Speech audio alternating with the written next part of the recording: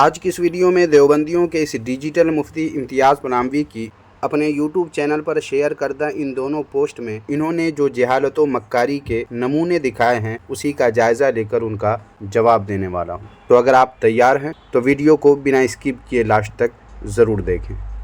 باطل کا رد کریں گے ہم ہیں بریلی والے۔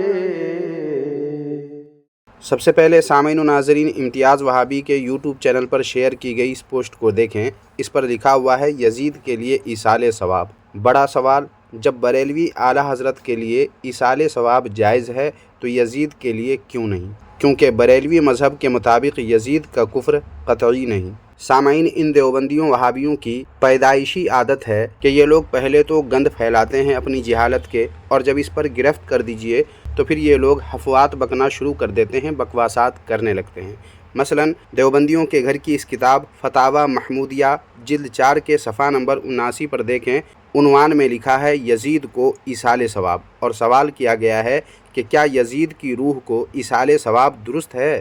اب اس کا جواب نیچے دیکھیے دیوبندی مفتی نے کیا لکھا ہے۔ جواب میں لکھا ہے کہ ہر مسلمان کی روح کو ایصال ثواب درست ہے، گنہگار زیادہ محتاج ثواب ہے۔ مطلب سمجھ گئے سامعین؟ یزید کا دیوبندیوں کے اس مفتی نے نام تو نہیں لیا، مگر اس کو مسلمان بھی تسلیم کیا اور گنہگار بھی، لیکن ساتھ ہی اس کی طرف سائل کو اور کتاب پڑھنے والوں کو اور بھی زیادہ تاکید کی کہ چونکہ وہ گنہگار ہے اس لیے اس کو ایصال ثواب اور زیادہ کرنا چاہیے۔ اب جب اس پر گرفت کی گئی تو بجائے اپنی جہالت پر نادم ہونے کے اور اپنے مفتی کو غلط کہنے کے، دیوبندیوں کے اس ڈیجیٹل مفتی امتیاز پناہوی نے کیا کیا؟ الٹا سوال یہ کر دیا کہ جب اعلیٰ حضرت کو ایصال ثواب کیا جا سکتا ہے تو یزید کو کیوں نہیں؟ تو اس کا مختصر لفظوں میں جواب یہ ہے کہ اعلیٰ حضرت امام اہل سنت امام احمد رضا خان حنفی قادری بریلوی رحمۃ اللہ علیہ کو ایصال ثواب نہ کیا جائے یا ان کو ایصال ثواب کرنا جائز نہ ہو، اس کی شرعاً کوئی وجہ موجود نہیں ہے، کیونکہ اعلیٰ حضرت رحمۃ اللہ علیہ بحیثیت عالم دین وارث انبیاء ہوئے، اس لیے ان کو ایصال ثواب جائز ہے۔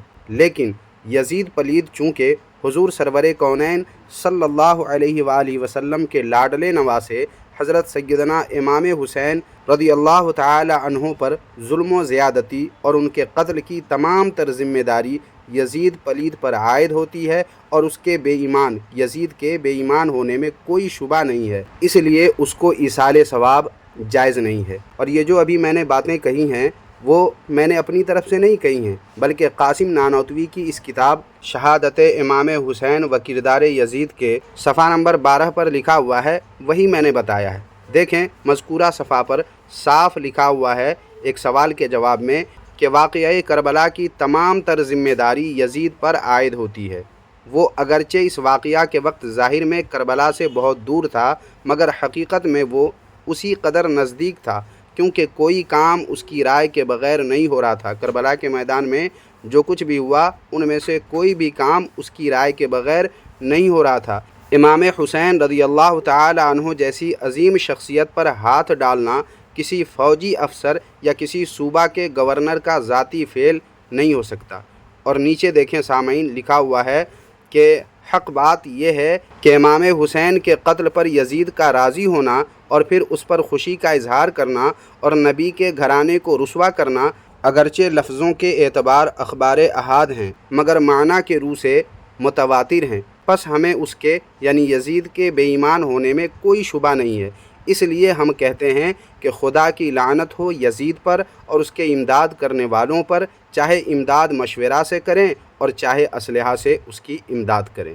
لہٰذا سامعین، دیوبندیوں کے گھر کی اس کتاب سے واضح ہو گیا کہ امام حسین رضی اللہ تعالی عنہ کے ساتھ کربلا کے میدان میں جو کچھ بھی ہوا اس کی ذمہ داری یزید پلید پر عائد ہوتی ہے، اور وہ بے ایمان تھا، اس لیے اس پر لعنت بھی اس کتاب میں کی گئی ہے۔ اس لیے یزید پلید کو ایصال ثواب جائز نہیں ہے۔ یہ دیوبندیوں کے اس ڈیجیٹل مفتی امتیاز وہابی کی اس پوسٹ کا جواب ہوا۔ اور اب دیکھیے امتیاز وہابی کی دوسری پوسٹ یعنی اس پوسٹ کو۔ اس پر دیکھیں لکھا ہوا ہے کہ یزید تابعی ہے۔ بریلوی مفتی احمد یار خان نعیمی نے لکھا ہے یزید تابعی ہے، اور حوالے میں لکھا ہے مرآت المناجیح شرح مشکاتُ المصابیح جلد 7 صفحہ نمبر 304۔ حالانکہ سامعین یہ جلد 7 میں نہیں بلکہ جلد نمبر 8 میں ہے۔ تعجب کی بات تو یہ ہے سامعین کہ اس نے کل جو لائیو کیا ہے اس میں بھی 2 مرتبہ جلد نمبر 7 ہی بتایا ہے، 2 مرتبہ اس حوالے کی بات کی ہے اور دونوں میں جلد 7 ہی بتایا ہے۔ حالانکہ اس نے جو اسکین لگایا ہے سامعین، اس کو بھی اگر اس نے غور سے دیکھا ہوتا تو اس میں جلد ہفتم نہیں بلکہ جلد ہشتم لکھا ہوا ہے۔ شاید اسی لیے کہنے والوں نے ان دیوبندیوں وہابیوں کو اندھا نجدی کہا ہے۔ باوجود اس کے سامعین و ناظرین، اس پوسٹ میں حوالہ دینے میں امتیاز وہابی نے جو مکاری کی ہے وہ ملاحظہ فرمائیں، جس کے لیے پیش ہے یہ کتاب مرآۃ المناجیح اور اس کی جلد ہشتم یعنی جلد 8 کے صفحہ نمبر 310 کو ملاحظہ فرمائیں۔ یہ الگ نسخہ ہے اور اس کے صفحہ نمبر 310 پر یہ لکھا ہوا ہے۔ دیکھیں یہاں ہائی لائٹ عبارت، حکیم الامت حضرت علامہ مفتی احمد یار خان نعیمی رحمۃ اللہ علیہ یہاں تحریر فرماتے ہیں کہ خیال رہے کہ سارے تابعی یا تبع تابعی عادل و ثقہ نہیں، ان میں فساق و فجار بھی ہیں اور ابرار و اخیار بھی۔ یزید، حجاج وغیرہ تابعی ہیں مگر ہزارہا فاسقوں کے ایک فاسق ہیں۔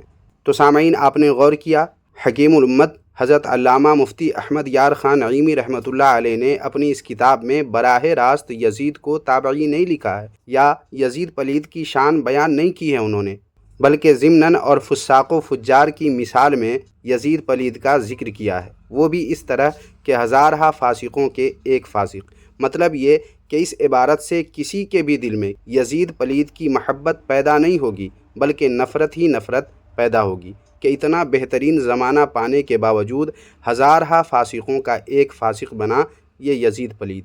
لیکن سامعین دیوبندی وہابی لوگ یزید پلید کی محبت میں کیسا بیمار ہوتے ہیں اور کیسے یزید کی محبت جو ان دیوبندیوں وہابیوں کے دلوں میں اچھل کود مچاتی رہتی ہے، وہی محبت لوگوں کے بھی دلوں میں پیدا کرنے کی کیسی کیسی کوششیں یہ دیوبندی وہابی لوگ کرتے ہیں، یہ جاننے کے لیے پہلے آپ مکی حجازی کی اس ویڈیو کو، اس بیان کو ملاحظہ فرمائیں۔ یزید مسلمانوں کے امیر بالکل تھے، لیکن کیا مسلمان امیروں سے غلطیاں نہیں ہوتی، بادشاہوں سے غلطیاں نہیں ہوتی؟ اس سے بھی اپنے دور میں غلطیاں ہوئیں، یہ تو نہیں کہ مسلمان نہیں تھا، وہ تو تابعی تھا۔